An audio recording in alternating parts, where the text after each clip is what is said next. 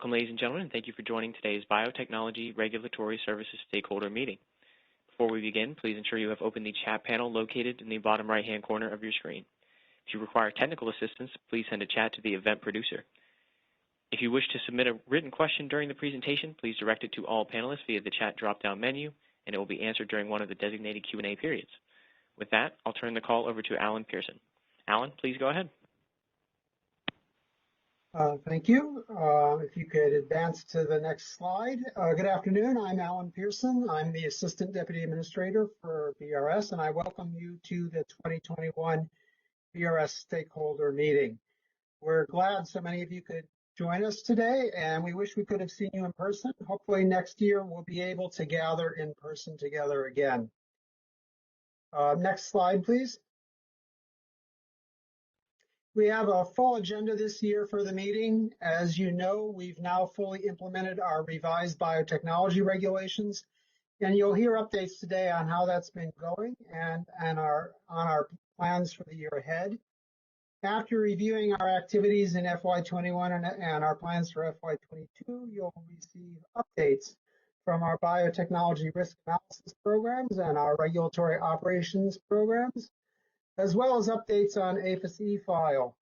You'll also hear about our international activities, and you'll hear from the USDA Biotechnology Coordinator. Following this meeting, we're also holding a breakout session where people who are interested can hear more details about e-file developments. In addition to the information that you'll hear today, we also have 2 handouts available on our website, and we'll be posting these presentations online after the meeting. Before we start, I want to share a couple of additional points about logistics for the meeting. The agenda indicates when there will be time for Q&A sessions. If you want, you can enter your questions into the chat box as you think of them, and then we'll read them to the appropriate presenter during the Q&A sessions. We'll also take questions orally during each Q&A session. We'll have about 15 minutes for the first Q&A session, and we ask that you limit yourself to 1 question at a time so that everyone will have a chance to ask questions. If there are any unanswered questions at the end of this meeting, we'll be posting answers on our website in a Q&A document. And with that, I'd like to turn the meeting over to Bernadette Juarez, our Deputy Administrator for Biotechnology Regulatory Services. Bernadette? Thanks, Alan. It's really great to see everybody. Next slide, please. Another one, please. I wanted to just provide a real rapid recap of where we've been this year. Like you, we've had an incredibly productive year here in BRS, despite being pulled between a variety of other priorities related to the pandemic. We really focused in 3 big buckets that you'll hear more about as we go on into this presentation, so I won't belabor them here. But in terms of the past, we've worked to retire the legacy regulations. Over the year, you've seen us issue petitions and retire the notification process that existed under the legacy regulations. We have a handful of petitions that remain in the process and look forward to completing those over the next year or 2 and fully retiring those regulations.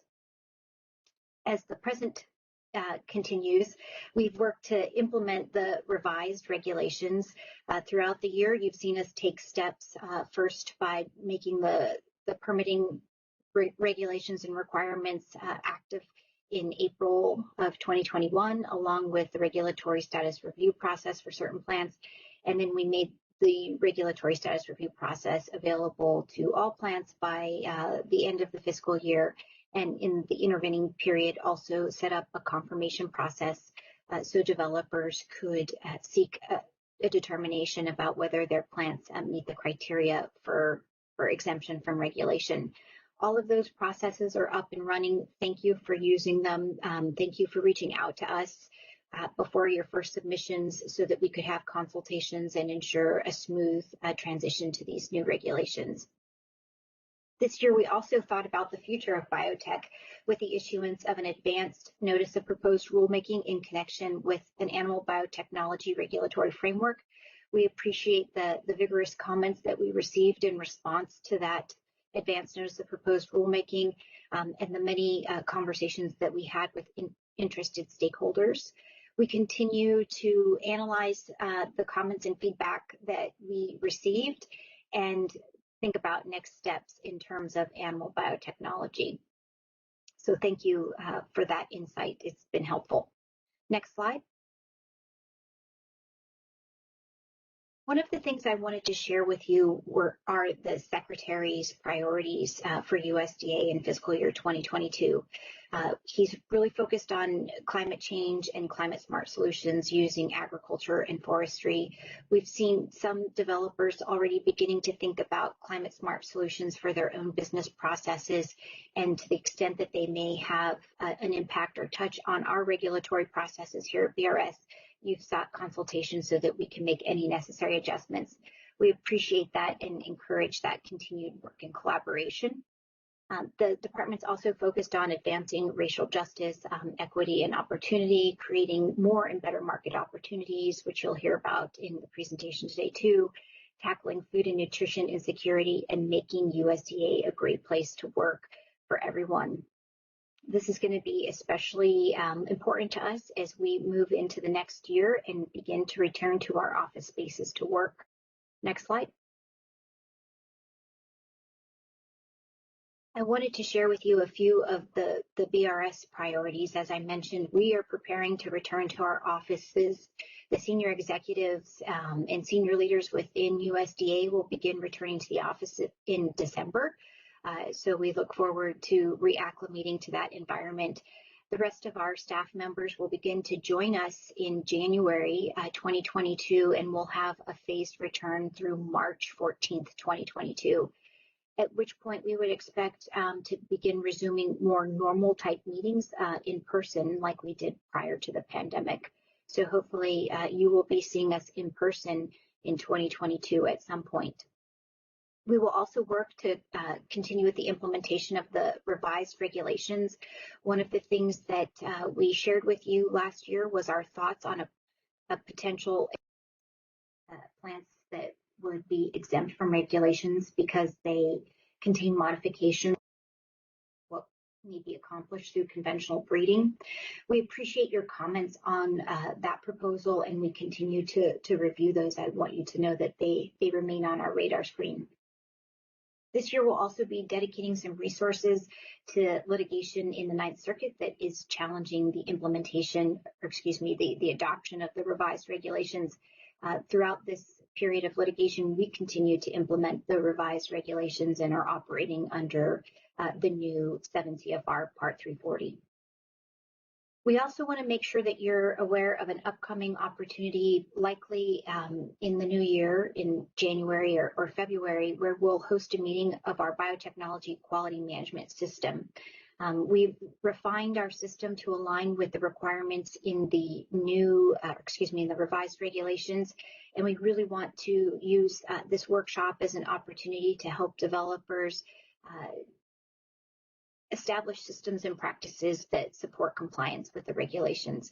So you'll be hearing more about that in the near future. We'll send out stakeholder messages and solicit participation and registration as we've done in the past. And finally, just to restate what I mentioned earlier, we also will spend some energy and resources focused on animal biotechnology and how USDA may play a role in that space in the future. You'll hear a lot more from my team as we move on into this presentation. I'm extremely proud of the work that they've accomplished this year and the number of projects that they are willing to take on with strong enthusiasm while continuing to deliver outstanding service. So with that, I'm going to pass it back to Alan. Thank you, Bernadette.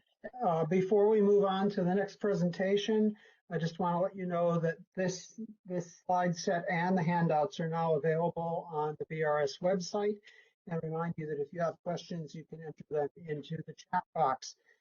Next, we'll be hearing from Subrai Hegde, the Director of the Biotechnology Risk Analysis Programs. Subrai? Thank you, Alan. Can I go to my first slide, please?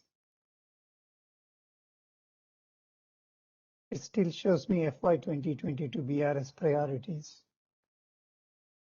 Yeah, thank you. Yeah, my name is Subra Hegde, and the Director of Biotechnology Risk Analysis Programs. Today I am going to provide, I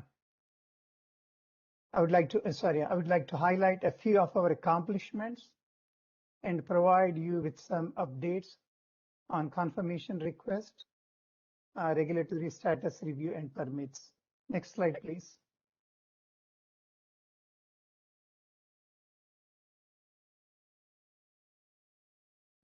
Yeah, some of our accomplishments in the last year.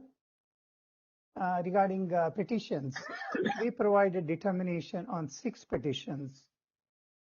As you see in the list, one was Monsanto insect protected cotton, and a West half orange colored petunia, and 3 maize events, Pioneer enhanced yield maize, and Pioneer's seed production technology for Africa maize, and Agrivida phytase maize, and finally an extension from Okanagan on non-browning apple. Next slide, please.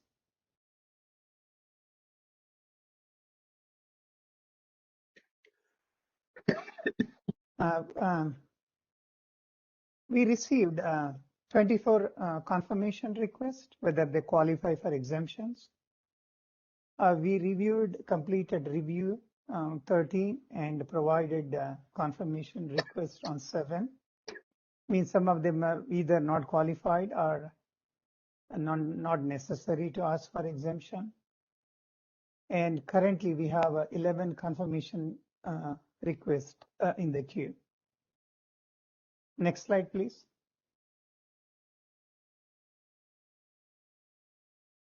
So authorization. Last year we had 2 permitting platform. One is e-permits and e-file. E-permits will be decommissioned or will not be available after a few months. Currently all permits are received in e-file.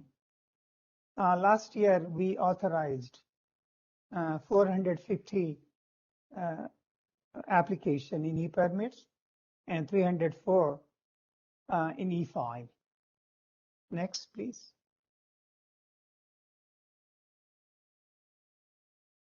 Yeah, regarding regulatory status review, a draft guidance. We published a draft guidance for a public review on, I think, August 25th for a 60-day public review and comment. And we also provided a webinar presentation to stakeholders on September 28th, 2021. There were 107 unique attendees, the participants. And the recording of question and answer will be available soon on the APHIS website. Next, please. Public comments, and we received public comments. We counted 9 unique comments, and I highlighted some of the substantive comments on different sections of RSR, the draft guidance. There were requests for publication of the RSR risk evaluation model, and also some people suggested how we should handle plant incorporated protectants. And there were some concerns raised regarding RSR, that RSR is focused too broadly and will over-regulate. On the contrary, we also received concern regarding the RSR is focused too narrowly and will miss risk. People also requested clarification about information data requirement. And also they raised concern regarding how APHIS would handle CBI in their RSR request. And some developers requested clarification about NEPA analysis in RSR. Next slide, please.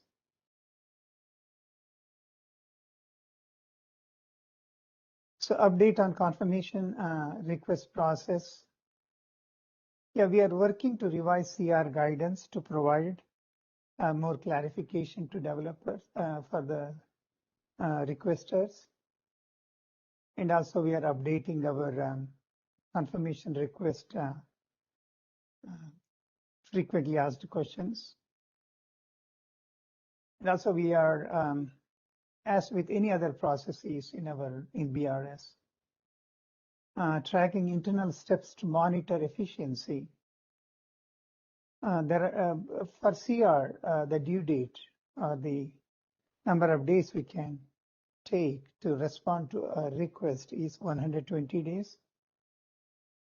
So far, we have provided response on average within 45 days on all those requests which are sufficiently detailed that is when they are technically complete. We took 45 days to provide responses. Next slide, please. Guidance on permits. Yeah, there are permit guidance were always there on our website earlier, but we had to revise some of the sections in permit guidance. This revision is stemmed from to reflect revised regulatory requirements and the capabilities of our new permitting system, that is E5. It's also a new platform for application permits, submitting permits. So our permit guidance, what we are revising is to reflect both revised regulation and also E5 requirement. We are also developing an optional template for standard operating procedures. The people who submit earlier used to submit a design protocol regarding containment, confinement, or their greenhouse research. For E5, permittee or the applicants have to submit their standard operating procedure. So sometimes developers or the applicants want information, what exactly they have to provide in this SOP. So both for consistency purposes across permit applications and also to help our stakeholders, we are developing a template and showing what are the minimum information required for us to review a permit application. Next slide, please. A few updates on supplemental permit conditions. So there are two types of conditions. If you remember, one is standard permit conditions, which are explained or listed in our guidance in the regulation. Second one, supplemental permit condition depending on the crop, the location, and the trait. And we have changed certain terminologies here in the revised regulation and reflecting the changes in revised regulation.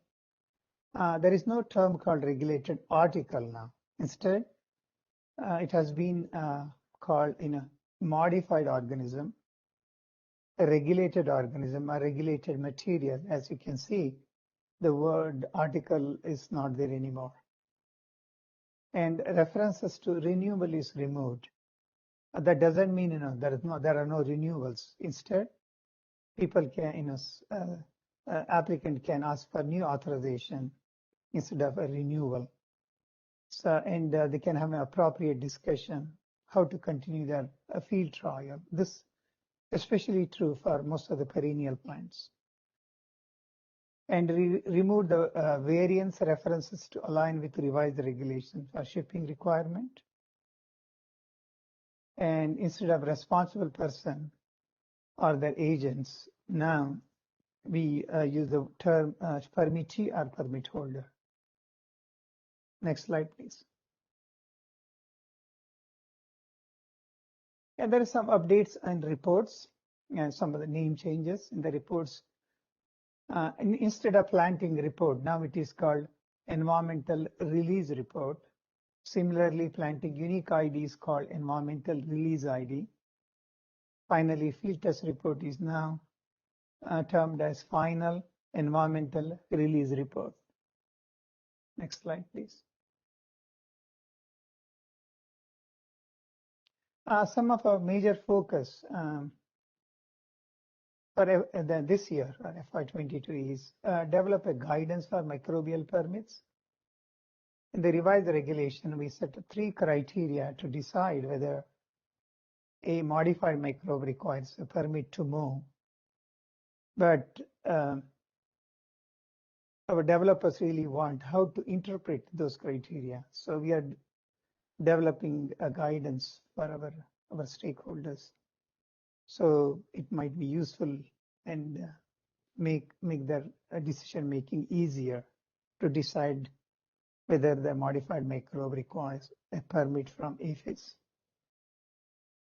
We are continue reviewing pending petitions and confirmation requests and RSRs. Next slide, please.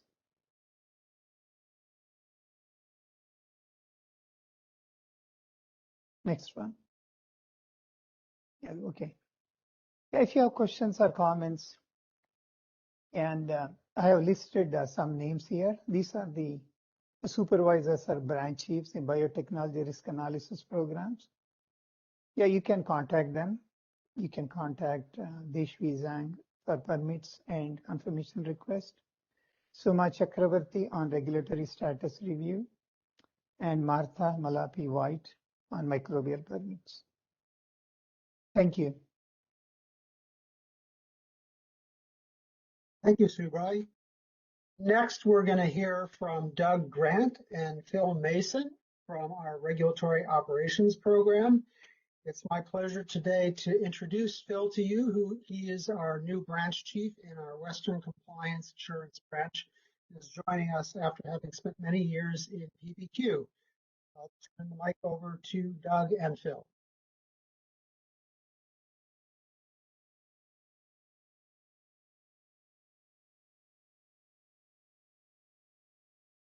Doug, you're muted. Take yourself off mute.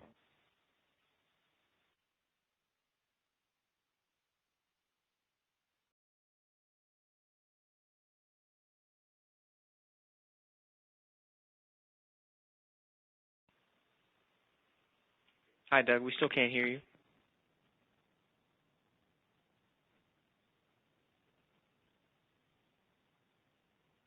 Can you hear me? Adam? Yes, you can. All right, thank you very much. Sorry about that, folks.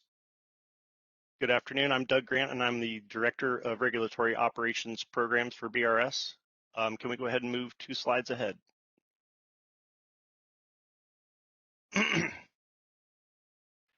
And Phil Mason will be joining me in this presentation to present some information a little bit longer. Next slide. A little bit later. I want to share with you some of the important projects ROP worked on during FY21 as part of our CONOPS, or concepts of operations, to align with the revised regulations. We had to provide oversight of authorizations issued under both the legacy and current 340 regulations. So we carefully tracked authorizations in both e-permits and e-file to ensure appropriate inspection worksheets and compliance evaluations were used for each inspection and compliance case we handled. We also worked to streamline some of our processes to reduce handoffs and time in process for compliance determinations to improve timeliness with delivery of our compliance outcome letters so that regulated entities know the compliance outcomes of inspections and can perform any necessary corrective actions in a timely manner. In addition, we engaged with stakeholders to resolve issues and answer questions about how things may be different under the current regulations than the legacy regulations. Next slide. We also continued to conduct many of our inspections using a virtual format in FY21. These virtual inspections, known as monitoring and evaluation interviews, or MEIs, involve exchanging documents such as records associated with the trial and photos of the trial site with the permit holder or site cooperator before the virtual inspection begins.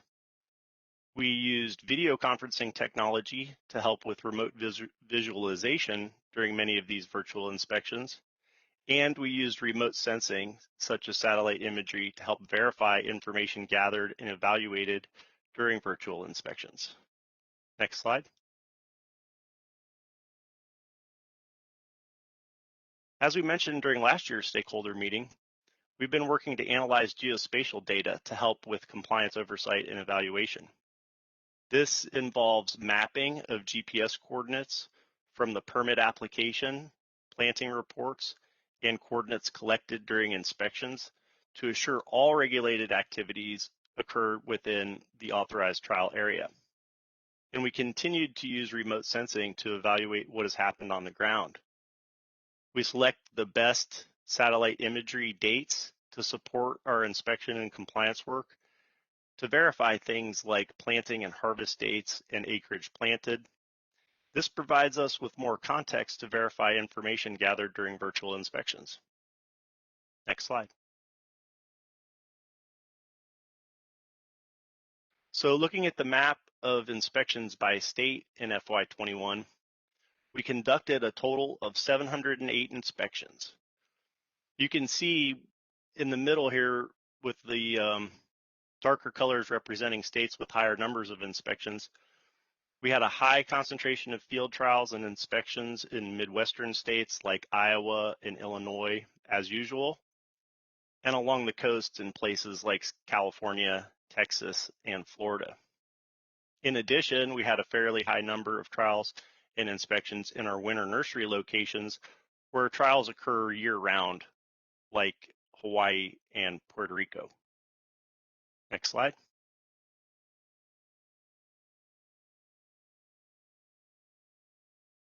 Looking at who conducted the inspections over the last 3 fiscal years, most of the inspections are conducted by BRS personnel, but a significant number are performed by our sister APHIS program, Plant Protection and Quarantine, or PPQ, and some are conducted by state departments of agriculture on our behalf. Last year, since most of our inspections were conducted virtually, BRS performed 95.6% of the inspections in FY20. Towards the end of last year, we trained a number of PPQ inspectors to conduct virtual inspections, and were able to return to doing some in-person inspections this past summer as the travel restrictions eased a little bit. So the number of inspections performed by PPQ in states went up again this year compared to last year, getting back closer to the percentages done in 2019 before the pandemic.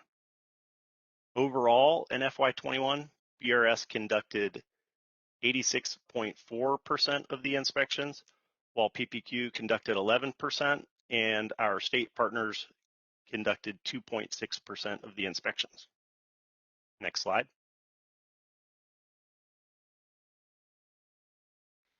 Looking at the breakdown of inspections by quarter, 165 inspections were conducted in Q1 of the fiscal year, and these were primarily post-harvest inspections occurring between the months of October and December. 97 inspections were conducted in Q2, and 158 inspections were conducted in Q3 as we entered the new growing season. Our busiest quarter, which is pretty similar to other years, we tend to have the highest number of inspections in Q4 after most of the trials have been planted for the year. So we had 288 inspections conducted in Q4 for that total of 708. Moving on to the next slide. And with that, I will hand it over to Dr. Phil Mason to tell you a little bit about inspection outcomes, compliance trends, and some of our priority projects for this year. Thank you. Thanks, Doug. Let's see here. So looking at the resumption of in-person inspections, we see that resumption began about mid-year FY21 as we began to ease some travel restrictions. So BRS, along with our federal and state partners, conducted approximately 82 in-person inspections. That was about 11% of our total inspections for the year. We focused on high-risk trials, things like plant-made pharmaceuticals and industrials, and what we refer to as PMPI trials. We also focused on species with higher likelihood of persistence, and also trials that had common compliance issues. Again, in FY22, we're going to continue to use both virtual and in-person inspections as we evaluate compliance. Next slide, please.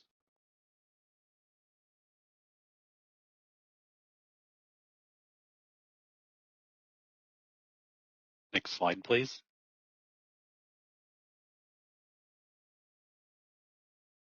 Can anyone hear me? We can hear you. I think we we need can to hear go you. back. Oh, okay. It started to, I was like, oh my goodness, I must not be on. Okay, thank you very much. Compliance inspection outcomes. When we look at compliance rates for FY20, we see that we were very similar in 21. We increased slightly to 98% of those. And when we look at the notices that were sent out in FY21, 98% of those were compliant. Approximately 2% were non-compliant. So as we look at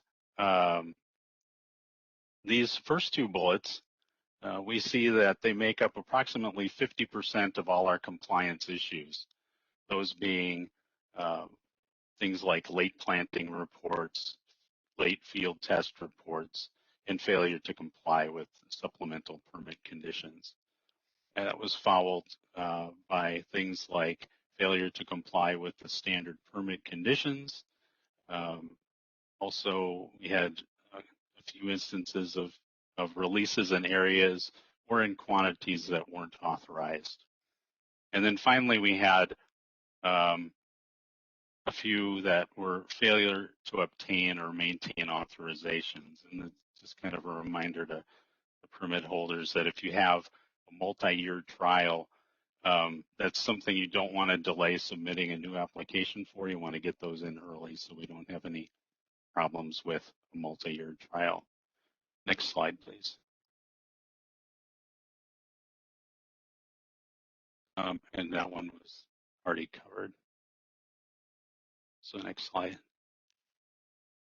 Let's see. And so looking at projects within the Regulatory Operations Program, or what we refer to as ROP, for FY22, we have multiple projects this year, including developing a guide for permit holders for submitting and required reports and notices.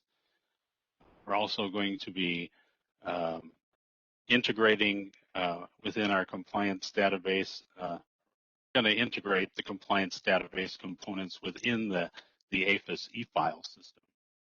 And additionally, we're going to be updating the BRS inspection manual to align with the new worksheets, the new special permit conditions, and the revised regulations. And finally, we're going to be developing a GIS dashboard to inform on decision making. Next slide, please.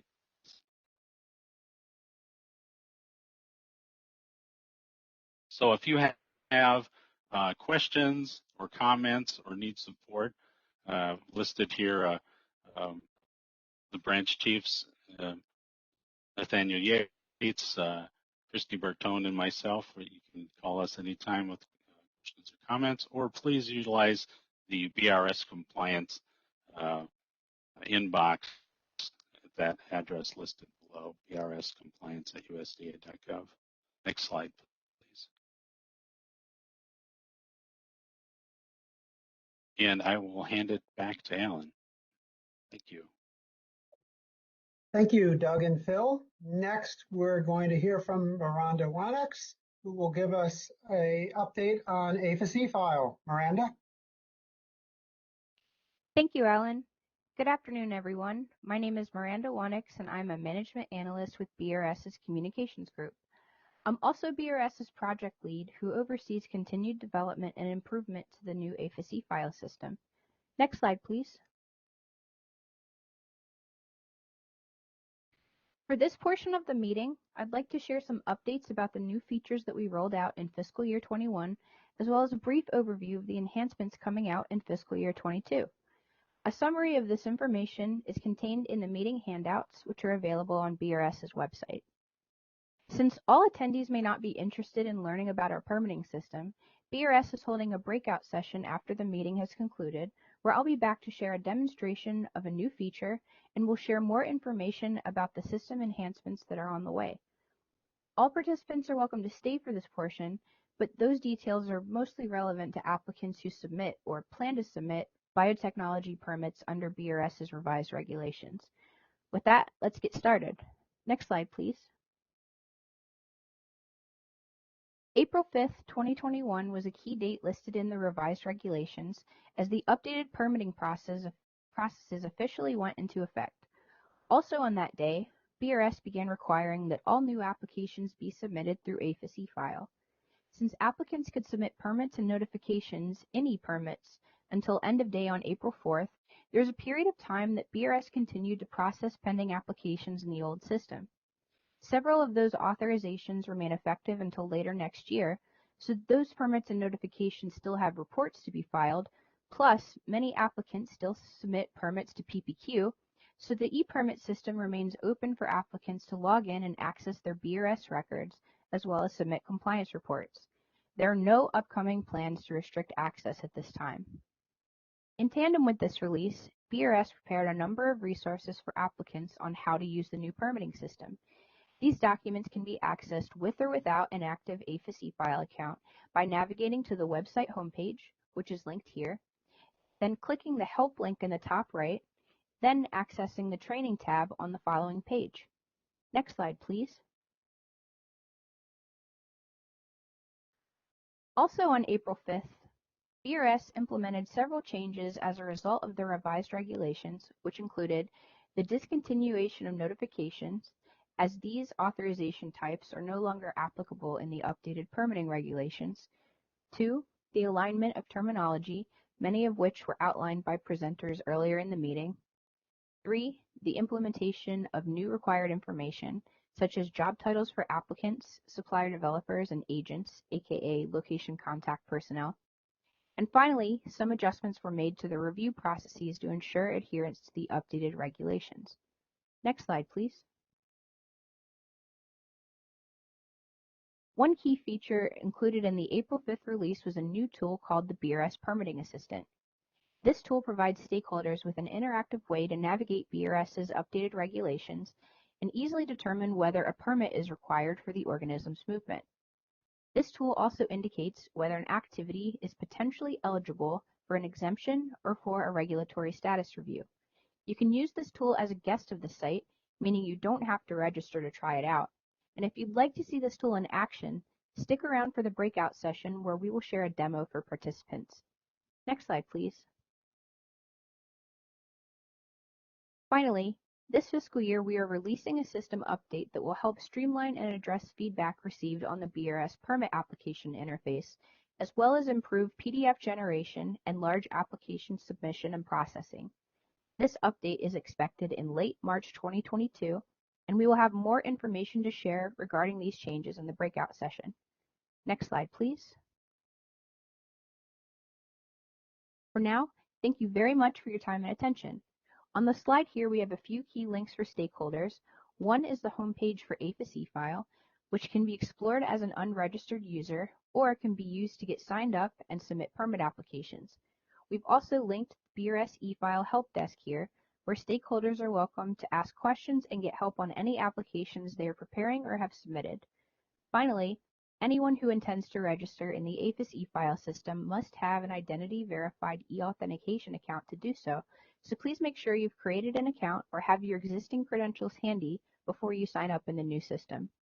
Thank you guys very much, and I'll be back at the end of the meeting to share more information in the breakout session. Thank you, Miranda. Now we will have our first question and answer session. As a reminder, you can put your questions into the chat box or you can ask them orally. We'll start with questions that have been added to the chat box and then move on to take questions over the phone. The first question will be for Subrai, and the question is that, Subrai, you mentioned updates on the confirmation request guidance, on FAQs, new permit guidance, and guidance on microbial permits. Are there specific timelines for when those documents are expected to be released? And will they be released as draft documents with an opportunity for input on the draft documents? Okay, thank you, Alan. Thank you for the question. I think I misspoke when I used the word draft for all those documents. FAQs are not draft. This is based on the questions we received. We prepare answer and we add it to the list so that our stakeholders can see how we answered. And regarding other documents, confirmation required guidance document, revisions are minor.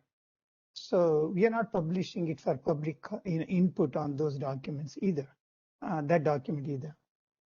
And the third one is, I'm missing something, permit. Permit guidance document. I think we have a guidance document, or we had it on our website, this permit guidance document.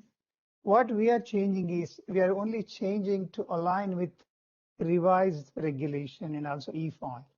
There are no major changes, so that will not be published for public input or comment. I hope I answered all the sub questions, Alan. Or did I miss anything?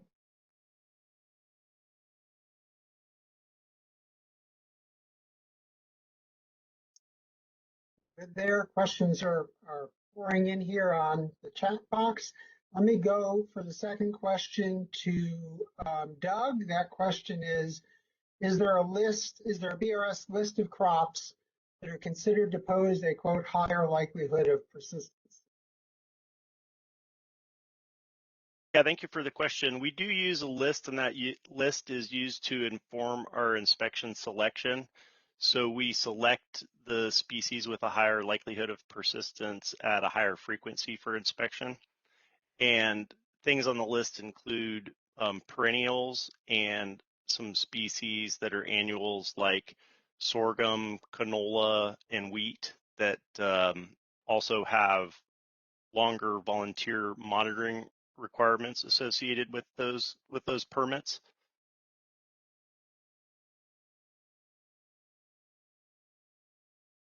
Thank you.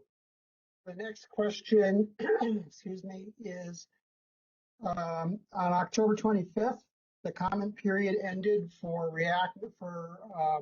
comments on the draft RSR guidance, and BRS received only 9 unique comments. Will BRS continue to accept comments on the guidance document even though the comment period closed? If not, will we provide opportunities for providing comments on the guidance, the RSR procedure, and as well as additional considerations for identifying organisms that should be subject to Part 340? I would turn that one over to either Subrai or Bernadette, whichever one of you wants to take that question. I will ask Bernadette to respond to that question. Okay, thanks. So it was a multi-part question, so I'll start with the first part. The comment period has closed, and although we received 9 unique comments, they were quite substantial in nature. So we have a good amount of feedback to work on to refine and finalize that data, or excuse me, that guidance document. When we posted it, it will be posted in final form with the understanding that we will continue to make periodic updates for clarification. If after we post the final version of this RSR guide, you continue to believe that there are areas that require greater clarification, you can message the email associated with the RSR. Miranda or Robin, if you would drop that into the chat so people have the RSR email box where they can send any questions they might have or thoughts for additional clarification after the RSR guide is posted. There was also another question, Alan, about the availability to comment on whether a plant should fall under our regulations. Is that right?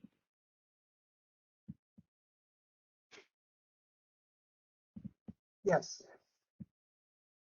The question was, will we provide opportunities providing comments on additional considerations for identifying organisms that should not be subject to Part 3? So I read organisms to be broader than plants. So I'm going to take this in two parts just in case my reading is not correct. First, we did, as I mentioned, propose to exempt additional plants with modifications that could be achieved through conventional breeding practices and received a number of comments on that.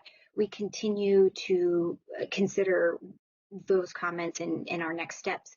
There is always a process that is in the existing regulations for submitting proposals for plants that you think contain modifications that could be achieved through conventional breeding and should be exempt from regulation for that purpose. With respect to other organisms, non-plant organisms, when we published our proposed rule back in 2018, we noted or asked whether there was interest in establishing a framework for non-plant organisms that were similar or is similar to what exists for the regulatory status review process for plants. In response to that question, we did receive comments that were very supportive of establishing a framework like that, although we were not able to do so in the final rule because we didn't have a framework for you to comment on in the proposal. So it would not have been appropriate for us to jump to that endpoint in the final rule. So we've noted this as an area of interest for future rulemaking in connection with the existing revised regulations and understand that there remains strong interest in that area. At this point, it's not been identified as a rulemaking that would occur on the regulatory agenda for this administration, but it is on our radar screen as a strong area of interest for developers. Okay, I'll do a couple of more written questions and then we'll go to the phone lines. There's two questions related to CRs for Subrai. One is, if CRs are taking 45 days on average for a response after they're technically complete, how long is it taking to get feedback on if the request is complete? And the second question is, how long does it take for responses to be posted online? You mentioned 13 responses, but only 7 are currently posted on the website. If I can clarify that last question before Subrai addresses the first one. We have considered 13. We only post responses when we are confirming an exemption. So those are the 7 that are posted on the website. Fred, do you want to take the first question? Yeah, Alan, also you can mention, how long it takes to go, on a website. That is the question. That was the second part. After we make a decision. Yes. Okay. The first one, I gave an example of an average. We took 43. Sample size is just 7 or 13. It's too small. But from the data received of a confirmation request and the responses for all these 7, we took around 73.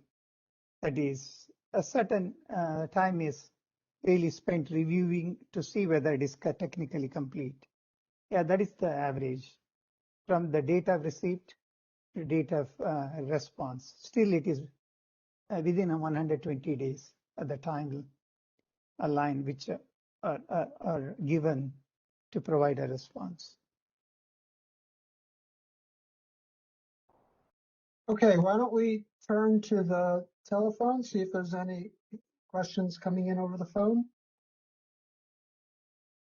Sounds like a plan. Thank you. And I should remind everyone, ladies and gentlemen, if you wish to ask a question verbally, there are two ways you can do this. If you are connected primarily through the WebEx, you can use the raise hand function located in the top right-hand corner of the chat window to enter the queue. If you dialed in using the phone-only line, you can press #2 on your telephone keypad to enter the verbal question queue. And I do see we have a question on the verbal line.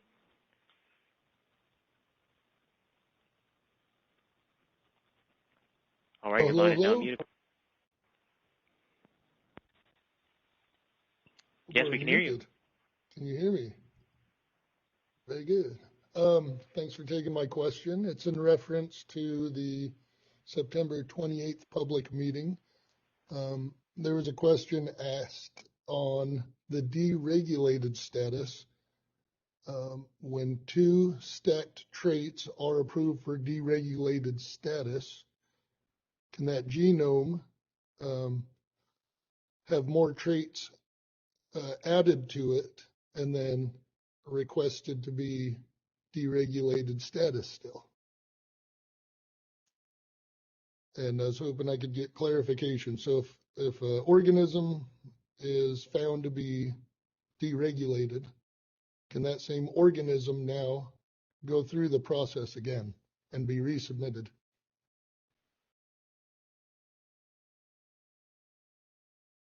You want to take that one? Alan, you're taking that question, right?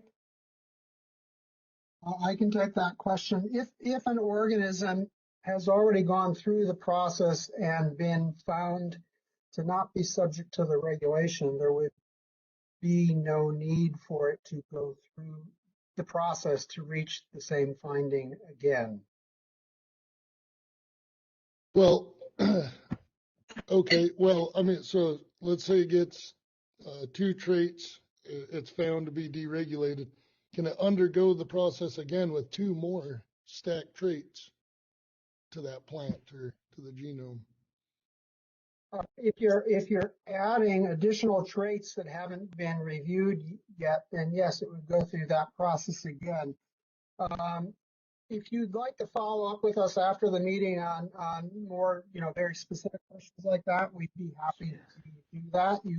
Subrai provided contact information in his slides for Suma Chakravarthi, who you can follow up with on questions around RSR. Right. Okay. Well, but before it had said, just to clarify, it was said you'd have to wait 6 months. And then if that was the case, if you wait 6 months, would you still be looking at the other traits as well as the new traits inserted? I'm just curious for clarification on that. Alan, I'm going to wait in here real quickly. I think there may be some confusion about the answer that we provided during the regulatory status review seminar. One thing I will flag for listeners is that we do intend to release the question and answers from that session in the coming days on our website. So we'll make sure that those who are registered for this session receive the link to those answers, which may help in part. I do think that one of the challenges with the question that we've just listened to is that, as I understand it, you wish to cross or connect two traits that have previously been deregulated. And the first question we would need to ask is whether you've done it through conventional breeding or molecular stacks. So there's a number of questions that we would need to follow up on in order to provide you with a solid answer, which is why Dr. Pearson has suggested that you reach out to our team for more information on your specific topic. Okay, and then who? Sound good? Yep, and just so I don't lose it, who would I be reaching out to? Just is there a name you can give me? Sure. These slides will be posted on our website, and in the biotechnology regulatory or biotechnology analysis programs area. At the end of the slide, Dr. Hegde provided the listing for 3 of his branch chiefs. Any one of those will help you get to the right spot. Otherwise, Dr. Hegde can help you. Thanks.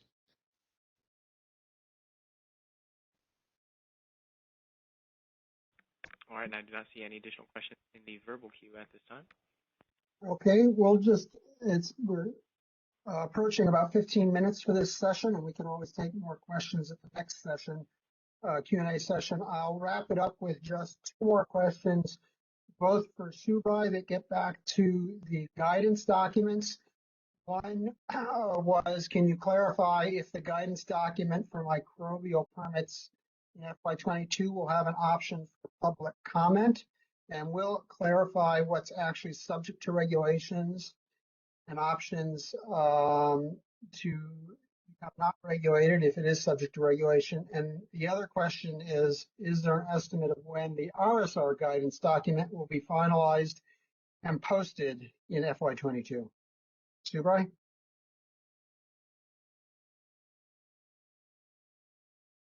Mute, start video. Okay. Microbial permit guidance. Yes, we plan to publish a draft permit guidance on microbial for public review and comment. Okay, then second one is, will it clarify what is actually subjected to regulation? Yes, we would like to develop some kind of what do you call it? The decision tree or criteria to use to decide whether a permit is required. But still, regulators, developers can always contact us with their questions. Regarding RSR guidance, yes, we started analyzing or assessing all the comments, and we are planning to publish a final one in the 3rd quarter of this fiscal year. That is our expectation. Okay, thank you. Like I said, there are some additional questions in the chat box, and people may have additional questions after the next couple of presentations, but just to make sure that we have adequate time for all the presentations, we'll move on to the next items on the agenda, and then we'll have another Q&A session after that.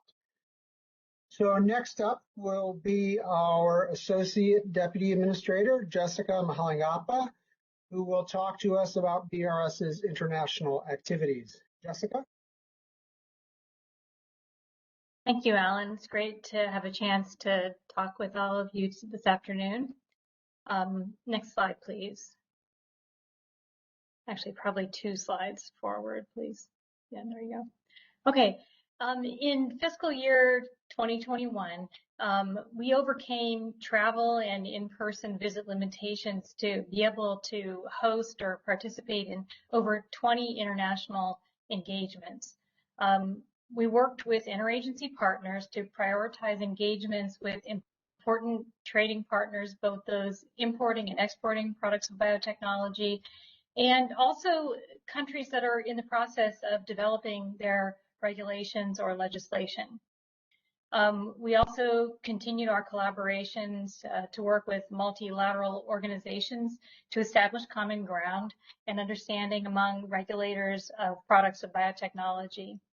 We maintained many past collaborations with neighboring countries such as Canada and Mexico, and also built on some existing relationships to deepen our understanding of the biotechnology regulations in other countries such as Korea, Spain, Portugal, the UK, European Union, and Brazil, to name a few.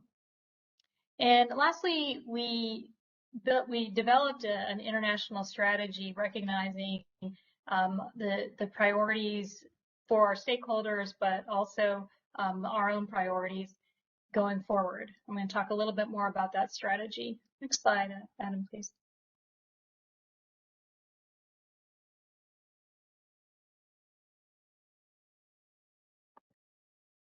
So in developing the strategy, we took a step back to consider our goals in international engagements.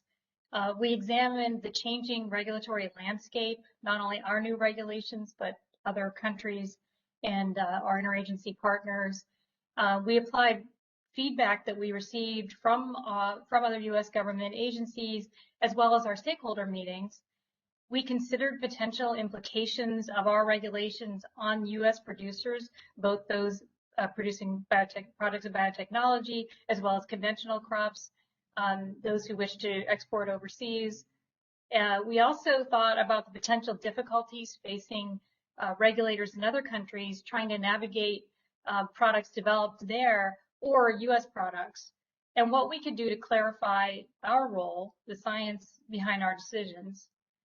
We wanted to do our best to ensure a level regulatory playing field for all the products that we regulate. So we divided our strategy into 3 parts.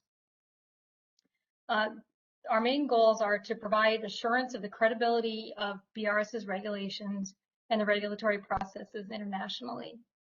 We wanted to build capacity in other countries for regulating agricultural organisms developed using genetic engineering, and we wanted to promote harmonization in risk-based approaches to agricultural biotechnology regulatory systems globally.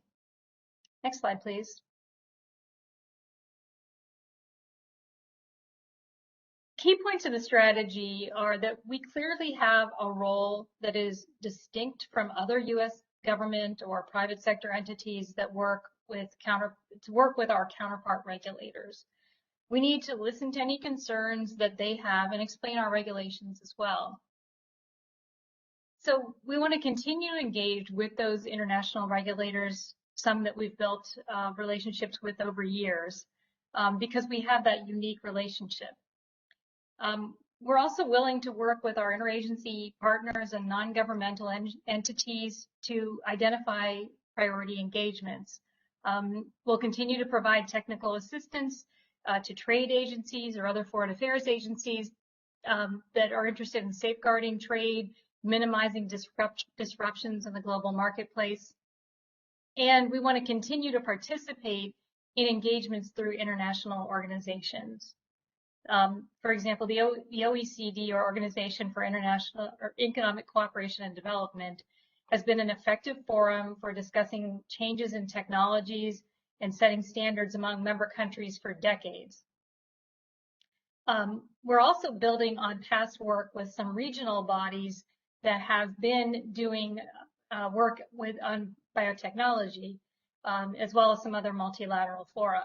For example, the Inter-American Institute for Cooperation in Agriculture that works in the Americas, they recently completed an important review of biotechnology among countries in the Americas, and we're very excited to receive this report and identify some key partners that we might reach out to in the coming few years.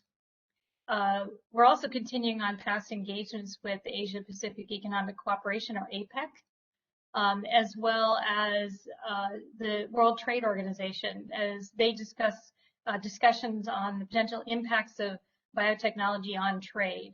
And we're willing to provide our expertise in any of these fora where appropriate. Next slide, please. So in conclusion, looking ahead, we already have some engagements planned for fiscal year 22, for example, with Canada and Mexico.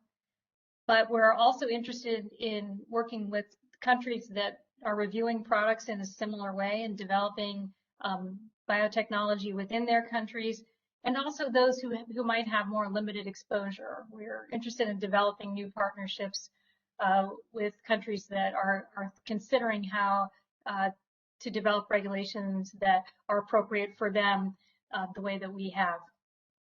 And we're also looking to welcome your feedback on any potential outreach that is needed, as well as any comments that you might have on our strategic goals. Next slide, please.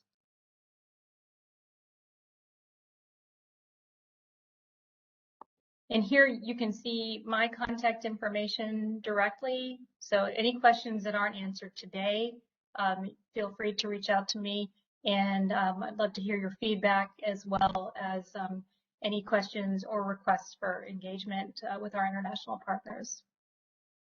Back to you, Alan. Thank you, Jessica. Finally, today we are going to hear from the USDA Biotechnology Coordinator, Anastasia Bodner. Anastasia. Hello, and thank you so much, everyone, for those important updates about BRS activities. I'd like to provide some broader context and information about biotechnology activities happening across the department. Next slide, please. So for that broader context, USDA is a large department with about 100,000 employees across the United States and all over the world. We have 8 mission areas with 29 agencies and offices addressing food, agriculture, forestry, rural development, and more. Next slide. Our agencies are involved with biotechnology policy, research, regulation, commercialization, production, labeling, promotion, and trade. Altogether, many agencies are involved with agricultural biotechnology from innovation to table. Next slide. As Deputy Administrator Horace mentioned, USDA's priorities in fiscal year 22 include addressing climate change, advancing racial justice and equity, creating market opportunities, and tackling food and nutrition insecurity. Along with other activities and innovations, USDA is committed to advancing biotechnology as an important tool towards meeting our goals. For example, we've recently launched major programs for addressing climate change, and biotechnology plays a role in all of them. Next slide. The Sustainable Aviation Fuel Grand Challenge is a government-wide effort to reduce the cost, increase sustainability, and expand production and use of sustainable aviation fuel. The goal is to meet 100% of U.S. aviation fuel demand by 2050. That's an expected 36 billion gallons needed per year, but current production is just tens of millions of gallons per year. So USDA research will play a critical role, including in biomass, feedstock, genetic improvement. Next slide.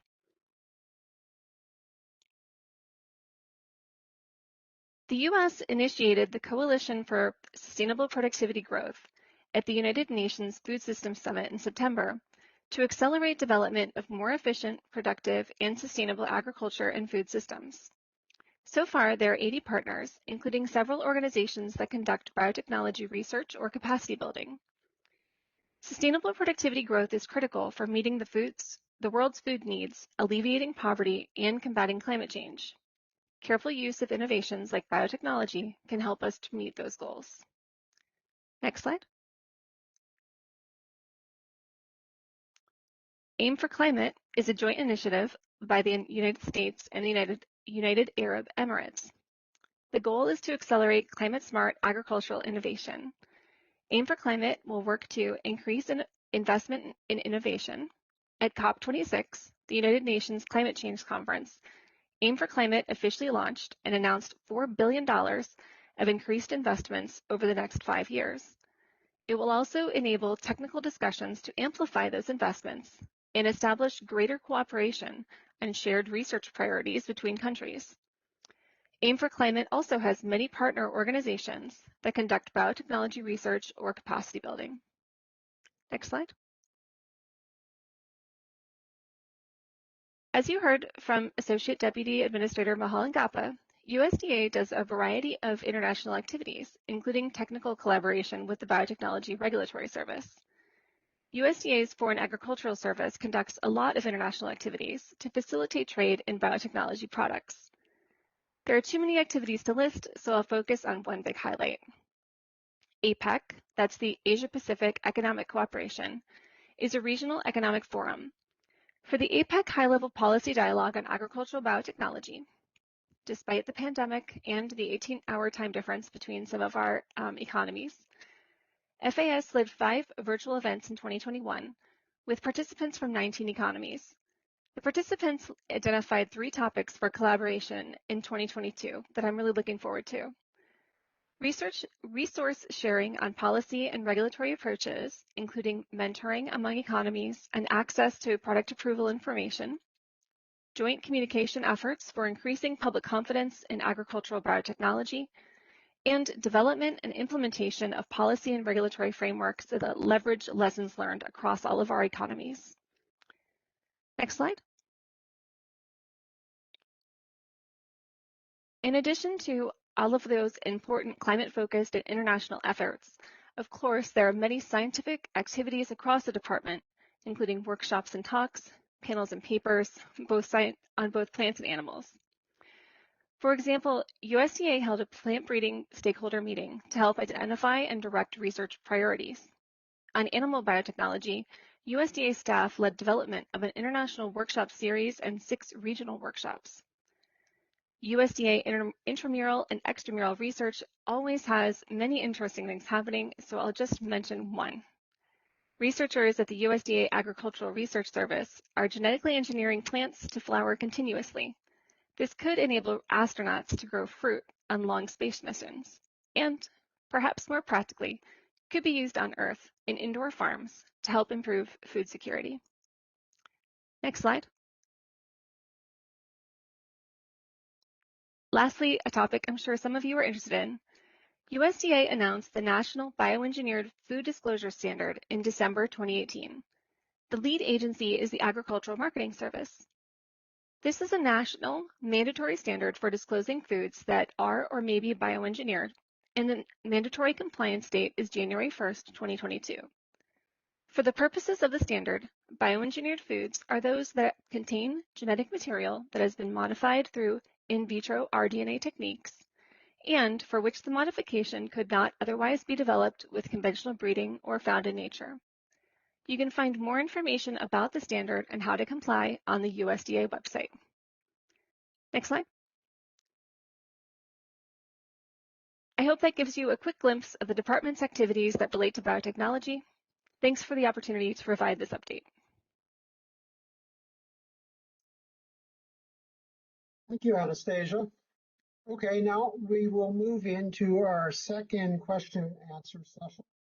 There were a few questions remaining from the last session, as well as a couple of additional questions that have come up.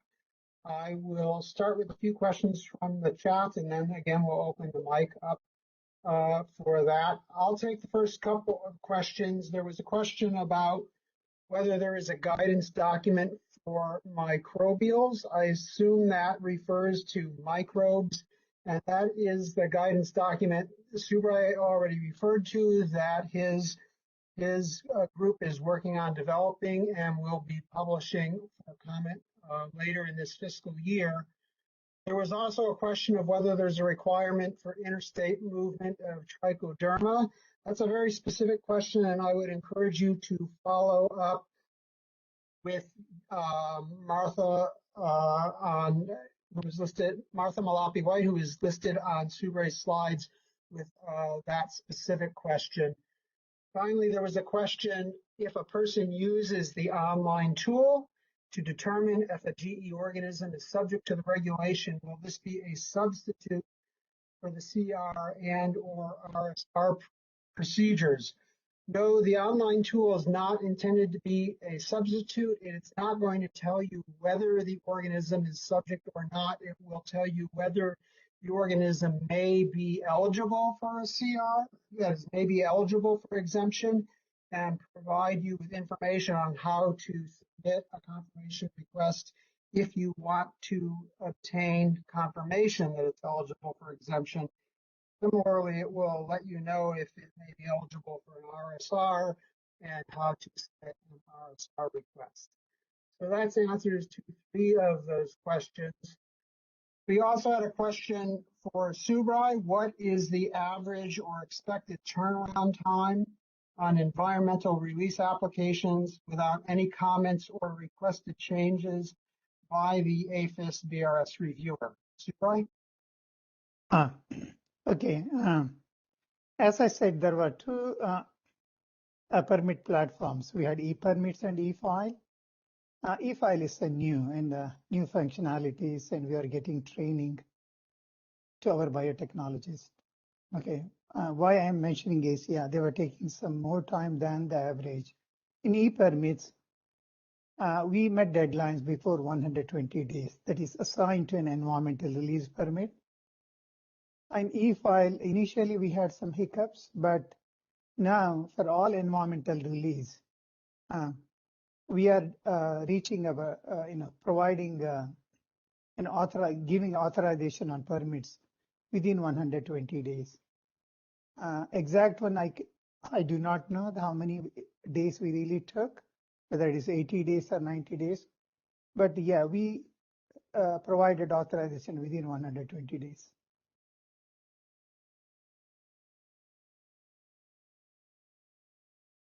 Yeah, when I said 120 days, that is for as you the comment for a completed application. Okay. Thank you, Subrai. The next question is for Bernadette. In past stakeholder meetings, we've provided an update on BRS staffing.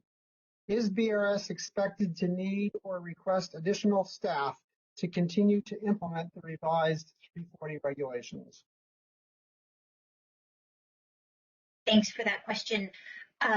So it's not appropriate for me to talk about budget requests. What I will say is that BRS's budget has remained relatively static for the past decade, and we do anticipate an increased demand for services related to biotechnology for all of the reasons that Anastasia discussed, and for all of the reasons we've discussed throughout this session about the interest in using biotechnology to solve tough challenges and that sort of thing. So I hope that answers your question to the extent I'm able to. Thank you.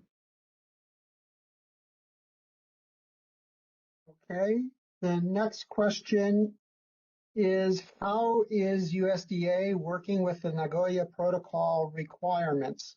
So I'll turn that over to Jessica or perhaps Anastasia for responses on that. Thanks, Alan.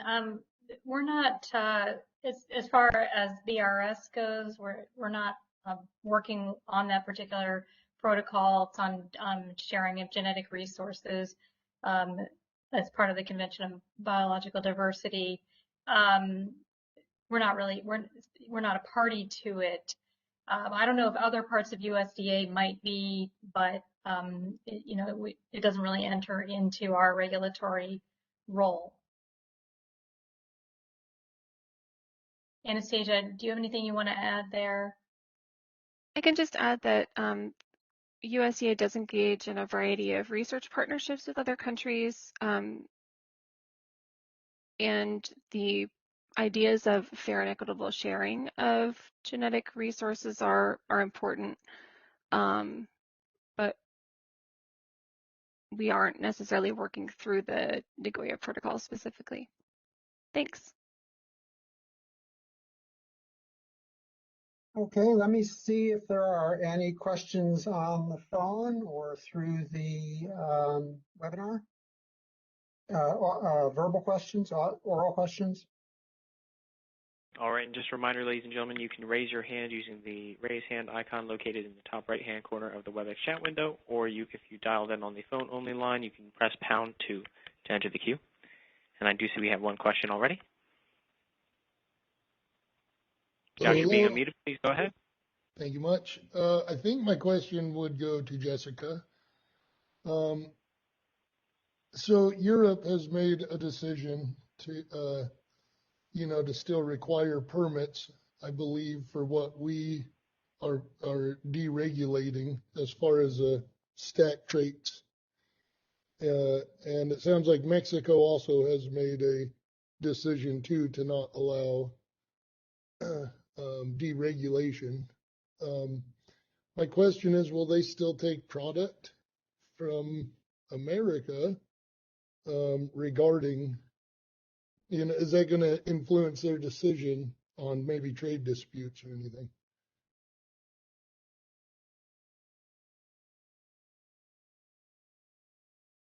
Yeah, well, I mean that any disruptions or trade disputes is what we hope does not happen as a result of our regulations. That's why we're talking with countries that to make sure that they understand what we're doing and they have a comfort level in there. But I haven't heard of any specific trade disputes as a result of the changes to our regulations. But that's something that we are interested in hearing about and trying to avoid any disruptions. Absolutely. Okay, and then as a follow-up to that, because it is potential, is there any sort of outreach program to our farmers or anything like that that would ask for their opinion on the matter? Is there a comment period on that type of thought process? Any producer or really any citizen, anybody who wants to may comment on the guidance that we put out there as far as any changes to our regulations or guidance or procedures. So yeah, those producers with concerns can absolutely make comments. Everybody's welcome. Do you plan for there to be a specific outreach or anything like, hey, this is what we're getting ready to engage in? Do you guys have, does the public, because I haven't ever heard any news on any of this stuff, like in the media. So I'm just wondering, are you guys going to take an outreach effort to maybe, put it, is there any options, or is there any sort of game plan that you guys are going to do that makes it public, more public? I'll go ahead and weigh in here on a couple of things. First, I know that Secretary Vilsack has met with counterparts in Mexico several times, and at the forefront of the conversation is biotechnology, and we're seeing some solid progress there. So do know that his eye is on the ball when it comes to international discussions, particularly with Mexico and as it relates to biotechnology. Second, within the Department of Agriculture, we have a foreign agriculture service who really takes the broad lead in engaging in bilateral discussions or just international discussions related to biotechnology and working closely with the Secretary's office in connection with those conversations. We have a small international program here in BRS that we use to support our foreign agriculture service at the department level and to engage in additional bilateral discussions, particularly with other regulators in other countries. So we'll take your question back and make sure that FAS, or our Foreign Ag Service, is aware that there is strong interest from members of the public in knowing how they're approaching engagement with respect to biotechnology. And also, I just wanted to point out that I think maybe you asked about publicizing information regarding our program. And we did send out a tweet in connection with this message, or with this meeting, to try to use other avenues beyond our stakeholder registry and website to get information out regarding our program. Well, that's just fabulous. I appreciate the engagement. It's our pleasure. Are there any other questions over the phone or through the webinar oral questions? I do not see any additional questions in the verbal queue at this time. Okay, then we'll take just a couple of more written questions and then wrap up so that we can take a break and go into our file. There was a question about MOUs because BRS has completed MOUs with other coordinated framework agencies over the years. The question was whether finalization of Part 340 revisions has resulted in a need to update or revise those MOUs. I would say that the 340 revisions in and of themselves have not resulted in that need. We are looking at some of the MOUs simply because of them are long-standing and do need to be revisited. That's a process that will play out over time. Doug, there's a question for you about whether BRS is considering exempting campaign shipments from the requirement for permits, since it's a statement that such shipments are unlikely to pose a plant pest risk. Thank you, Alan. The answer to that question is not at this time. I think, it's important to look at the language in the regulations, and I would specifically encourage folks to look at the language under subsection 340.2 and 340.5. 340.2 starts with, except under a permit issued by the administrator in accordance with subsection 340.5, no person shall move any GE organism that A, is a plant that has a plant trait mechanism of action combination that has not been evaluated by APHIS, et cetera. So I think the real mechanism for such exemptions would be on a case-by-case basis, and would be dependent on the type of modifications that were made. I don't think that that's something that could be proposed through our current exemption process, and it might actually require a change in regulations. But I do think that that is a good question. I appreciate the opportunity to respond.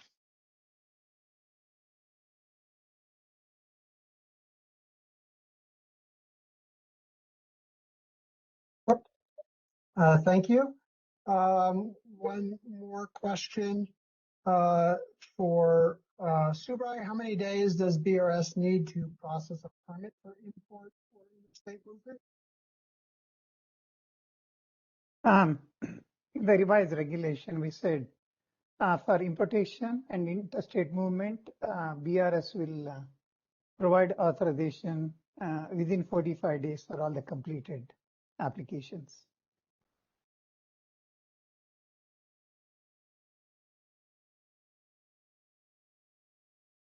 Okay, thank you. And then I saw a comment. Well, thank you for that comment. A final question for Bernadette, referring actually back to Subrai's presentation. The regulation says that we are regulating the movement of organisms that have been modified by genetic engineering, and the regulation defines the term genetic engineering. The slide said BRS uses the term modified organism when it's referring to organisms that are subject to the regulation. Is our new use of the term modified organism for organisms that fall into this regulation, does it mean something other than the revised definition in the regulation for genetic engineering? Okay, thank you for that question. The regulatory definition defines genetic engineering, not genetically engineered. And although in some instances in the regulations we've used GE to modify the word plant, really from a regulatory definition perspective, what we're focused on is the technique of genetic engineering. When a modified plant is subject to the regulations, it means it's a plant that's been developed using genetic engineering. In general, we seek to avoid using the label GE before plant or organism to avoid confusion, as you pointed out here. Thank you. We had one other question around the definition of plant pest and what would be considered a plant pest. We addressed that question in some detail in the preamble to the proposed rule. We're happy to provide an answer, but we want to take some time to make sure that we can clearly articulate a very clear, straightforward answer to everybody where there will be no ambiguity. So we will answer that question in a Q&A document after this stakeholder meeting. Beyond that, I think that wraps up the Q&As unless we have any additional questions on the line. We don't have any verbal questions in the queue at this time. Okay, well, I want to thank you all for attending the stakeholder meeting today and for all of your questions. As a reminder, we're going to have a 5-minute break now, and then we'll have an e-file breakout session that's going to provide more detailed information on e-file developments for those of you who are interested. Whether you're staying on for that breakout session or not, we were very glad you were able to join us today, and we look forward to seeing you again next year, hopefully in person. We wish you the very best in health for the upcoming holidays. Thank you for attending. We'll take a 5-minute break now and see those of you who want to stay on in 5 minutes.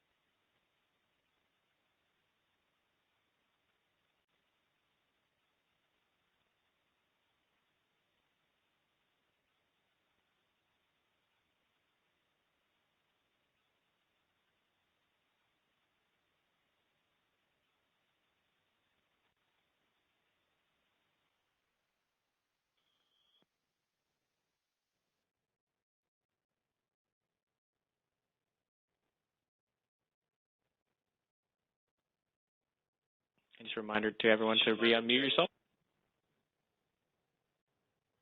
Welcome back to everyone who's decided to stay for our breakout session on APHIS e-file. I'm pleased to introduce again Miranda Wannix, who will lead us through this session. Miranda?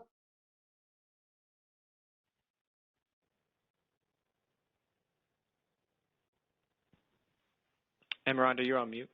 Sorry. Welcome back, everyone. So once again, my name is Miranda Wannix, and I'm both a management analyst with BRS's communications group and BRS's lead for the APHIS e-file project. Earlier in the meeting, we shared a brief overview of the updates made in 2021 and the enhancements to come in 2022. We'd like to share some more detailed information with interested stakeholders, primarily applicants who currently use or will use the APHIS e-file system, so thank you for your additional time this afternoon. I hope this leaves you just as excited as we are about the new features we have introduced to the system, as well as those to come. Just a reminder, you'll find a summary of the same information in the handout available on BRS's website, so feel free to go grab a copy for yourself at the end of the meeting. For this breakout, we will cover 3 topics. First, we'll share a brief demo of our new tool called the BRS Permitting Assistant and show you where it can be accessed. Next, we'll provide more detailed information about some upcoming system enhancements that will improve the applicant experience in the new system. And finally, we'd like to use this opportunity to cover some updates that are coming to required information for location records. So without further ado, let's get started. Bear with me just one moment while I switch my screen.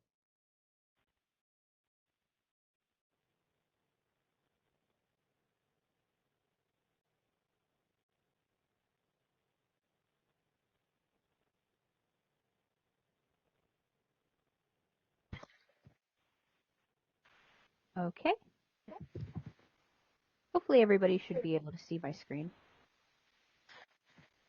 It seems like somebody needs to mute their microphone.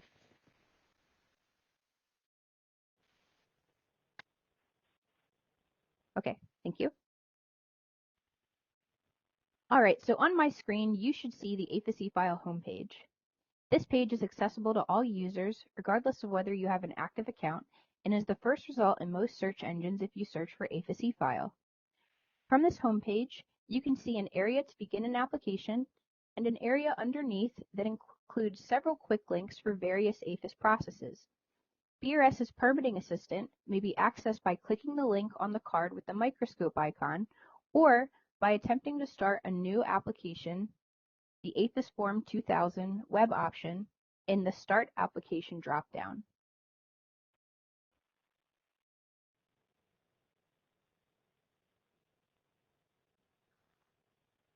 On the following page, users will see some instructional help text outlining the steps for using the tool.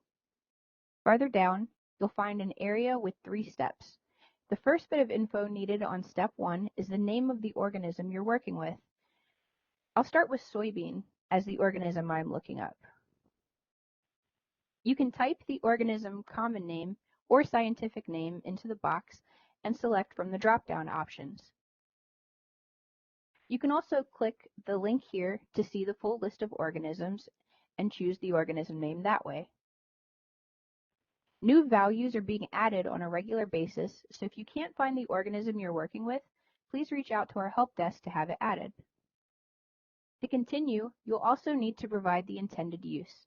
Some help text is provided to help guide your selection, but more likely than not, the intended use for most applicants is traditional, so that's what I'll select. Next is a drop-down to ask what you're applying for. All options available on the screen right now may not be present depending on the answer to the previous questions.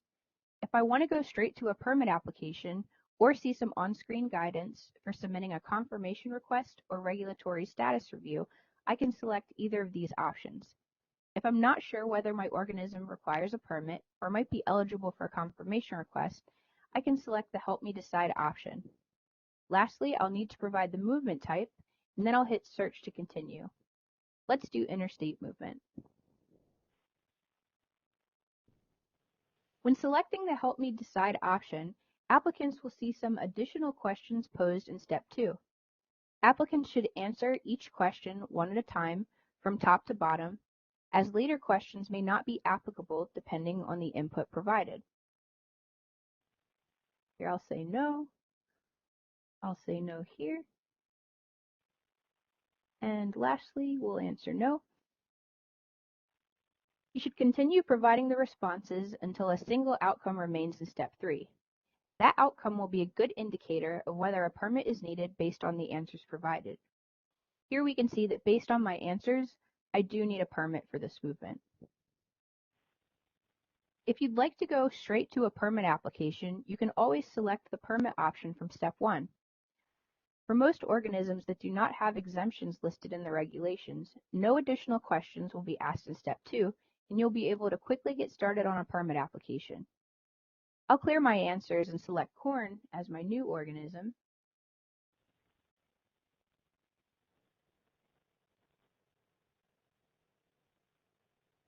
I'll choose traditional once more, and then I'll select the permit option, as well as interstate movement. As you can see, the outcome will show as needing a permit. I can add that outcome to my cart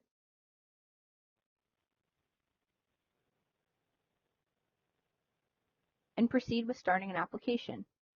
Past this point, I'll need to log in with my e-authentication account credentials, so we'll end the demo here and switch back to the presentation. I hope you found this overview helpful and feel comfortable using the BRS Permitting Assistant next time you're unsure whether you need a permit.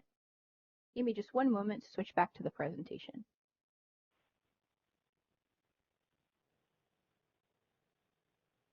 Okay.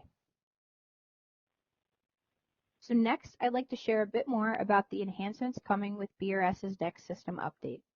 The development BRS is working on seeks to improve 4 key areas for all applicants. 1. Submitting and processing large applications. 2. Generating PDFs. 3. Improving the XML upload interface and data handling. And lastly, bringing both the application and review interfaces into a more streamlined and modernized look and feel. The changes aim to make the amount of data that can be submitted on an application much more flexible and to make BRS's interface more user-friendly for all developers who submit permit applications to BRS. First, let's talk about the improvements to large application submission. In the last year, we learned that when thousands of records are entered on a single application, it causes some processing issues in APHIS e-file, particularly when applicants try to submit the application. With our upcoming solution, all applications will be moved into a queue when you submit, allowing the system more time to work through all the data pieces to turn an application into a submitted authorization. This queue will be first in, first out, and processing applications one at a time, so you might see this take some time on days where there are large numbers of applications being submitted. As soon as all the data is processed, the submitter will get an email from the system that the application was submitted successfully, and you'll also see the application status change to submitted. Next, we are working to improve the PDF generation functionality throughout the application process. As the system works now, the PDFs attempt to pull all the data throughout the different records into a PDF preview real-time, which runs against a timeout limit in the case of larger applications. After these updates are made, you won't need to watch a spinning circle icon waiting for the system to generate the preview copies. Instead, you'll click a button that will generate that document in the background, and it will become available for you in a downloadable format as soon as it is finished. This will make it easier for applicants to see a preview of their submission, regardless of how much data is contained inside. Moving on to XML improvements, we'll be upgrading the XML user interface to a modernized look and feel, which lets us double the amount of data that can be uploaded into an XML or in an XML file from 10 megabytes to 20 megabytes. XML applications will be able to hold approximately 20 million characters as a result, which is double the previous limits. Finally, these updates will let us sort the upload history backwards by default, so that the more recently uploaded file is on top, not at the back of the list. The last set of changes in this update is to bring both the applicant interface and BRS's review interface into the more modernized UI that you might already be familiar with if you submit any PPQ or VS applications in the new system. This update will preserve the existing functionality of BRS's applications, but also gives us an opportunity to make improvements.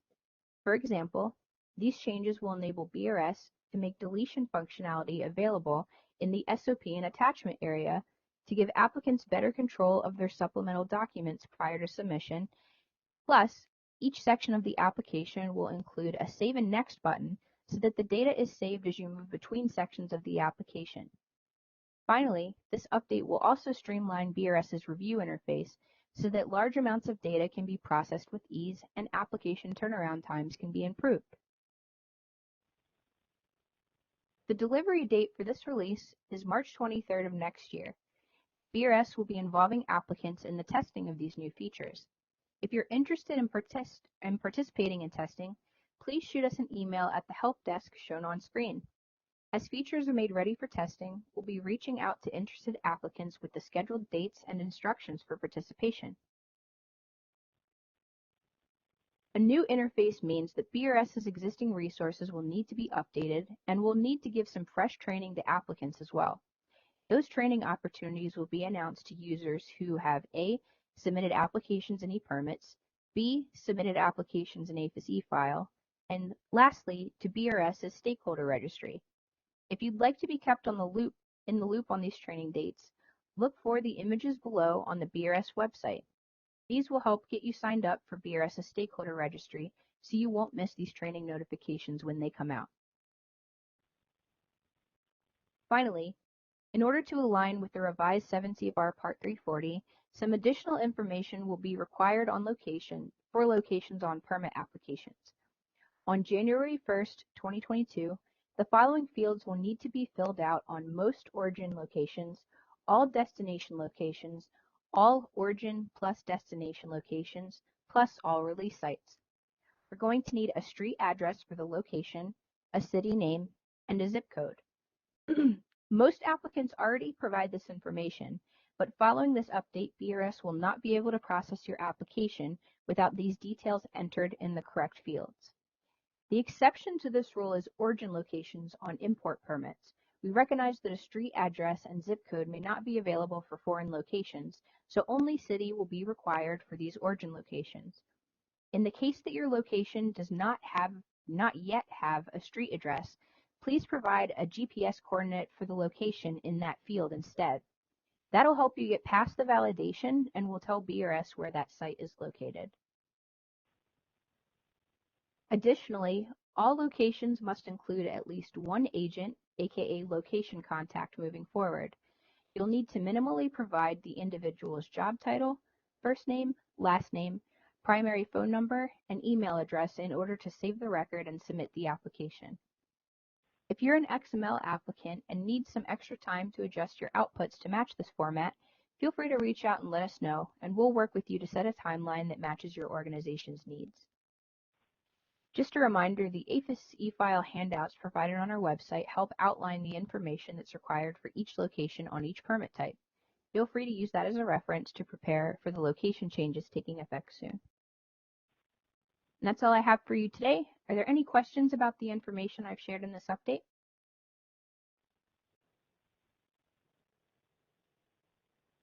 No questions. Go ahead. Just a reminder to our audience that if you wish to ask a verbal question, you can use the raise hand icon located in the top right of the chat window. If you're on the phone only line, you can press #2 on your telephone keypad.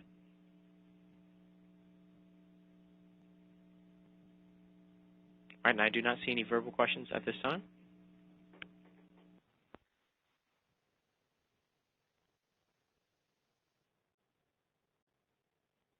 It looks like we had a couple questions in the chat box. First was a request to demo a microbial application. I'm so sorry, I couldn't see the chat during the demonstration. Ida, if you'd like to reach out to the eFile help desk, I can definitely work with you if you're having any trouble using the permitting assistant for microbial applications.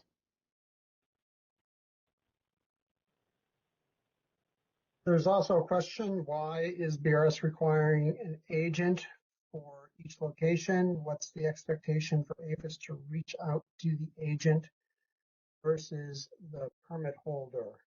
Miranda, do you want to take that, or should I pass that over to Doug? I appreciate Doug's answer.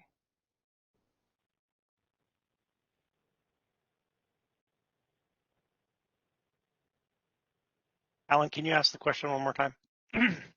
Yes, the question is, why is BRS requiring an agent for each location? What is the expectation for APHIS to reach out to the agent versus the permit holder? Thank you. I see the question now in the chat. So there needs to be an agent affiliated with each location, and that can be, one agent that is affiliated with more than one location. So that agent is then responsible for the activities that are occurring under that location. That responsibility ultimately falls back to the permit applicant, which is also known as the responsible party in our previous vernacular. So yeah, that's important. The second part, what is the expectation for APHIS to reach out to the agent versus the permit holder? When we're scheduling an inspection to conduct at a particular field trial site location, we will be in contact with the agent, and you might have heard me use the term site cooperator previously in my presentation, which is, under the revised regulations, the equivalent to the term agent. So yes, APHIS will reach out to that agent. That's why we need their contact information to schedule inspections. And if we're unable to reach that agent, then of course we would reach back out to the permit holder to make sure we can contact the correct individual when scheduling an inspection. Thank you. Thank you. Doug, would you like to take the next question also, which is asking why would a street address be needed for a release location when GPS coordinates are provided in the application and on the planting report? So we, actually provide oversight of the entire movement as well as the release into the environment. And we don't inspect every facility that's receiving a shipment of regulated material, but we will often inspect facilities that are being used for storing or processing regulated material either before planting or after harvest. And so we want to have the information for all of the locations that will be used, and that includes not just the locations for the field release, but also the locations involved in the movement. And that's kind of part of saying that regulated organisms may be maintained only in areas and premises as specified in the permit.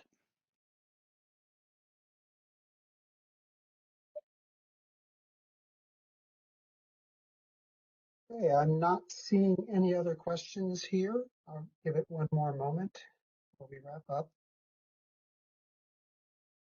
As we're hitting 3 o'clock.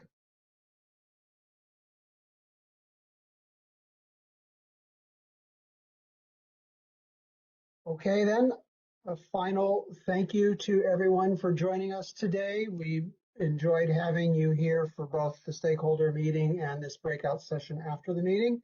And we look forward to seeing you again in the new year, both in video conferences as well as in person.